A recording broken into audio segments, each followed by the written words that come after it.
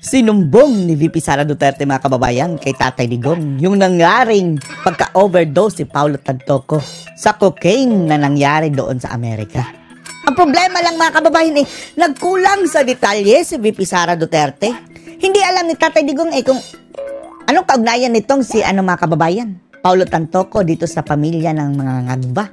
Nasa loob na si Tatay Digong mga kababayan nung nangyaring party-party ng mga admiral mga kababayan sa Amerika. At idinugtong kasi ni Sara mga kababayan yung mga missing sabongeros na issue na mukhang papunta na naman mga kababayan sa pagdadawit kay dating Pangulong Duterte. Kaya mukhang hindi nakapag-react si Tatay Digong mga kababayan dito sa cocaine issue ni Paulo Tantoco. Pero ipa-follow up ito ni VP Sara Inday mga kababayan. Tingnan nyo.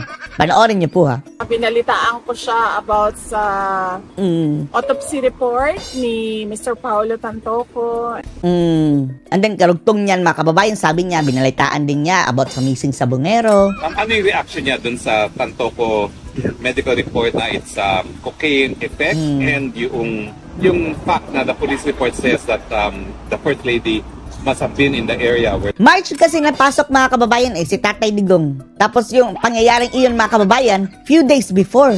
Malamang hindi pa alam ni Tatay Digong Duterte mga kababayan na mayroon itong kaugnayan sa kanya. Di ba nangyari ang isyong iyan, yung pagkamatay ni Paulo Tantoco? Yun nga ang sabi ng mga netizens na baka pinilit talaga nilang ipakulong at ikidnap si Tatay Digong dahil para mapagtakpan ang issue. Sayang. Next na bisita mo, VP Inday, kitanong ulit kay Tatay Digong yan. May reaction si wala siya nasabi Wala siya nasabi about that kasi nag-dovetail ka agad yung missing sabongero na topic. Nadugtong kasi. Hindi kasi niya alam mga kababayan, sino ba yan si Paulo? Anong kaugnayan niyan admiral, yung ganyan. Mas nag-react siya mga kababayan doon sa yung mga nawawalang sabongero na ibibintang na naman sa kanya. So doon siya nakakomment na preposterous. O yung attempt to link him to the missing sabongeros and the bones or the bodies in Taal. Your reaction ma'am to the same? Sayang. I-follow up mo, VP Sara. Gusto nating marinig ang komento ni Tatay Digong mga kababayan doon sa parang additional na ebidensya mga kababayan na nagli-link dito sa cocaine issue ng mga ngagbang ito. Because Senator Marcos says called for transparency. They should reveal the details of the whereabouts of the first lady. Na ako, di ba? Nag-comment na ako dyan before. Nag-comment na siya. So, I don't think kailangan ko ulitin yung comment ko. Ang sabi ni Sara dati base sa kanyang nakitang police report na nagkalat ang white powdery substance doon sa kwarto na pinangyarihan ng insidente. About yung official cause of death. Dati. Tinawag siyang fake news si Claire Castro mga kababayan Ako daw nagpasimuno ng pasimuno daw ng fake news. Pero kasi yung hawak-hawak namin na papel. May hawak na papel. Talaga siya doon sa hinila siya sa loob. Andun galing sa loob mga kababayan. Ang problema lang dun mga kababayan hindi pa yun pwede for public consumption. Magkakaroon sila ng problema mga kababayan kapag di-release nila iyan sa publiko. Mag-antay na lang tayo ng official release mga kababayan galing sa police department doon sa Amerika. Ma'am, question, alam ba ni PRRD na merong senators na who actually proposed a resolution for him to be under house arrest na lang sa Pilipinas with respect to the interim release? As I said, oo. Other topic na to, yung panukala ni Cayetano. Only the lawyer can comment on the Senate resolution, whether it will be useful for the case or it is not useful for the case. Sa tingin natin, maliit lang ang impact niyan mga kababayan. Pero at least mga kababayan, mapakita doon sa ICC na, Philippine Senate is supportive dito kay dating Pangulong Duterte. But the family is praying for interim release. What is your reaction, ma'am, with respect to the move of these three senators? Well, we thank them. We thank them for their concern. Kaysa naman, mga kababayan, yung ginawa ng Kongreso na magpapapirma din sila ng resolusyon na pagpigilan ang interim release si Tatay Digong. Mabuti tong Senado mga kababayan, baliktad. Mayroon silang sariling resolusyon na pabor kay dating Pangulong Duterte. President Duterte, and we thank them for supporting the move for application for interim release of former President Duterte. So we are grateful to the senators for expressing this in a Senate resolution. Were you also able to bring up to the former president, ma'am, upcoming events on the 19th of July? Yan Anong meron sa July 19? ang nakalimutan ko. Because right now it's a Sabihin. coordinated effort na. Kasi passionate na talaga ako kanina sa pro. Passionate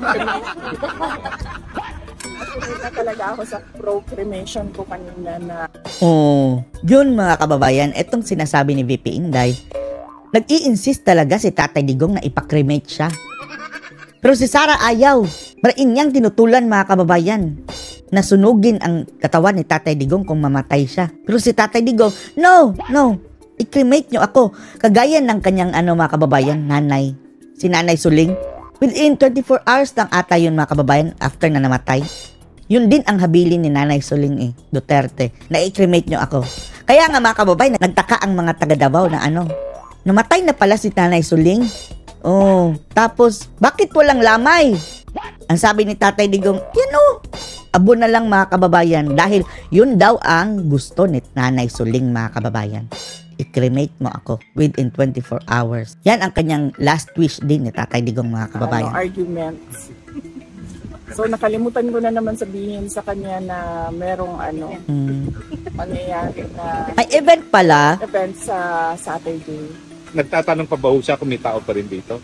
Nabanggit ko sa kanya kanina. Hindi siya nagtanong. Ako yung, saan si ma'am? May kasama ko kanina sa bus. Sinong ma'am? Pinay Vlog. Ah, Kasama kami kanina ni ma'am sa bus. So pag ubok ko, nabanggit ko kay PRD na sama ko si ma'am since noong March. At ang kinamusta lang ni ma'am ay si Kateki at si PRD. Yun lang ang kinamusta ni ma'am. Kumusta na si PRD and kumusta na si Kateki. On that particular note, ma'am, how is PRRD? He's okay. kumusta yung He's, katawan? Alive naman, no? So he's alive. Alert. Alert. No? And he was very animated. Animated? Discussions kanina. Isang beses ko pa lang siya nakita. Animated? Na, Ano yan? Parang down. Nung pangalawang visit ko. Yun lang. All the rest, Will this be your last visit on this trip or meron pang susunod na visit po before you go? Meron pa. Meron pa akong mga pagbisita. Pero for this week, ibang relative bibisita. This is your last visit for this week, ma'am? For this week. For this will week. be my last visit. For the other days of this week, ibang relative ang bibisita. Ang visit, Monday, Tuesday, Wednesday, walang Thursday, and then Friday. So next Monday, week, Tuesday, Monday, Wednesday. Tuesday ako. And Friday. I'm okay, ma'am. Wala man akong problema. Nababalanse ko naman lahat ng mga kailangan. Ang sabi ni Raffy Tulfo, ituloy ang impeachment. Grabe ang daldal ni Raffy Tulfo mga kababayan. Tapos pagdating doon sa blankong GAA mga kababayan, yung mga PhilHealth Fund, yung iba't ibang kabalastugan, silensyo!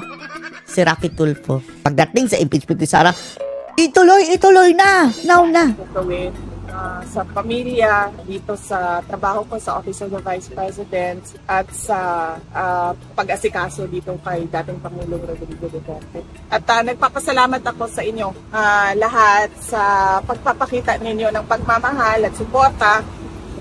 Hindi madali ang pumunta dito sa Hague. Alam ko yon dahil ginagawa ko din yon. Pero nandito pa rin kayo, nagbabiyahe kayo. From the UK. Yes, As long as you're strong, we're strong. Thank you, ma'am. Yeah.